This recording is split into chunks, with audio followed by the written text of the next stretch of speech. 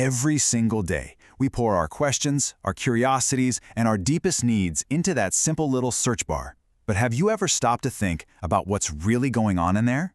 Today, we're pulling back the curtain on the secrets hiding in plain sight, right inside your search bar.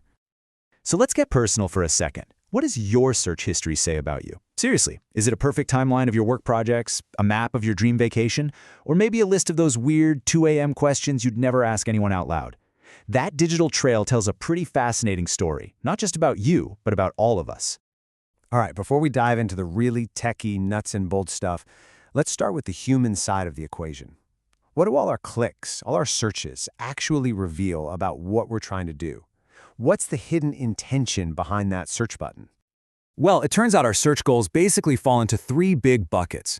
A researcher named Andre Broder figured this out way back in 2002. Almost half the time, our searches are informational. We just want to know something. Think, what's the capital of Montana? Then, about 30% of the time, they're transactional. We want to do something, like buy a concert ticket. And the last 20% are navigational. We just want to go somewhere specific, like typing Netflix into Google to get to the Netflix website. Now get this. For all the complex, winding thoughts we have on our heads, when we talk to a search engine, we are incredibly brief. A study from 2005 that looked at 1.5 million queries found that the average search was just 2.8 words long. That's it. We don't type full sentences, we speak in a kind of digital shorthand. And this data right here really drives that point home. It doesn't matter if you're looking at Dogpile in 2005 or Yahoo in 2007, the sweet spot, the place where most searches happen, is right there at 2 or 3 words. Now sure, we've gotten a little more descriptive over the years, but we still lean on that quick, punchy phrasing.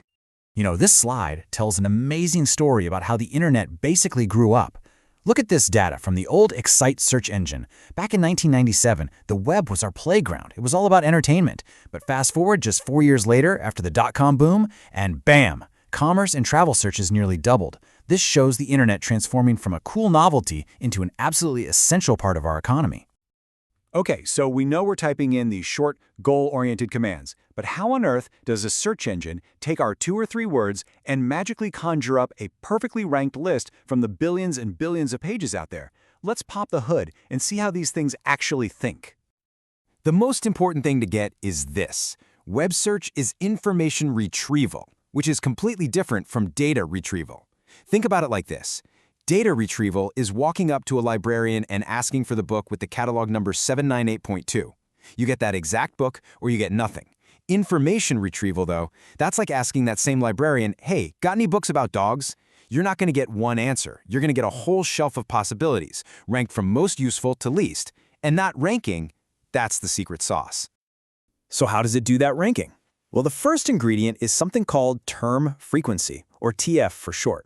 It's really simple. It just counts how many times your search word shows up in a document. If you search for baking, a web page that says baking 20 times is probably a better match than one that only mentions it once, right? But that's not the whole picture. We need a second ingredient, inverse document frequency, or IDF. This one is all about how rare a word is across the entire web. A word like the is everywhere, so it's not very special. It has a low IDF score. But a word like, say, astrobiology, that's a lot less common, so it gets a high IDF score. It's a much stronger signal of what that page is about. And this is where the magic happens. You put those 2 ideas together, and you've got the core of how search works. A search engine gives the highest scores to pages that use your search term a lot, that's high term frequency, and where that search term is a rare, specific word, that's high inverse document frequency. It's a simple formula, but it's incredibly powerful. Importance plus rarity equals relevance. Okay, so now that we know the basic logic, we can actually use it to our advantage. This next section is all about turning you from a casual searcher into a power searcher. We're going to learn how to speak the search engine's language. It really just boils down to 3 main techniques. You can use quotation marks to lock in an exact phrase. You can get specific about how close words need to be to each other. And you can use these special commands called Boolean operators. Let's focus on those Boolean operators, because honestly, they're the real game changers. The first one is and. This is pretty much the default for most search engines now. When you type coffee donuts, the engine is looking for pages that contain both the word coffee and the word donuts. It helps you find the sweet spot where 2 ideas overlap. Then you've got or. This is for casting a much wider net. If you search coffee or donuts, you're basically telling the engine, hey, I'm happy with pages about coffee, and I'm also happy with pages about donuts. Just show me what you've got. You'll get way more results, because either one will do. And finally, we have not, which you sometimes see as but or just a minus sign. This is your tool for exclusion. A search for coffee, not decaf, is perfect when you need to filter something out. You're saying, show me everything about coffee, but get all that decaf stuff out of here.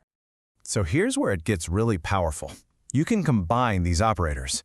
A search engine follows an order of operations, just like in math class. So if you search for something like syntax or syntactic and translation, here's what happens. First, the engine tackles the part in the parentheses. It gathers up this huge bucket of every document that contains either syntax or syntactic. Then, the AND operator acts like a filter, sifting through that bucket and only keeping the results that also have the word translation. We've gone from what we search for to how it all works, to how we can become better searchers. But you know, the very nature of search is shifting under our feet. We're moving away from these rigid, logical commands and towards something much more natural. This quote really captures the whole idea. The future isn't about us learning the machine's language of ands and ors. It's about the machine finally learning to speak our language. The lines are starting to get really blurry. We're moving into the era of natural language search. In this new world, a query isn't really a command anymore. It's more like a list of desired concepts. You just state what you want in plain English, and the system is smart enough to figure out the relationships, the context, and what you actually intend to find. And that brings us to a final, pretty mind-bending thought. We started this journey by typing short two-word commands into a machine. We're now heading toward a future where we can have complex, nuanced conversations with a kind of global intelligence. So if search is becoming a real conversation, the only question left is, what are we going to ask next?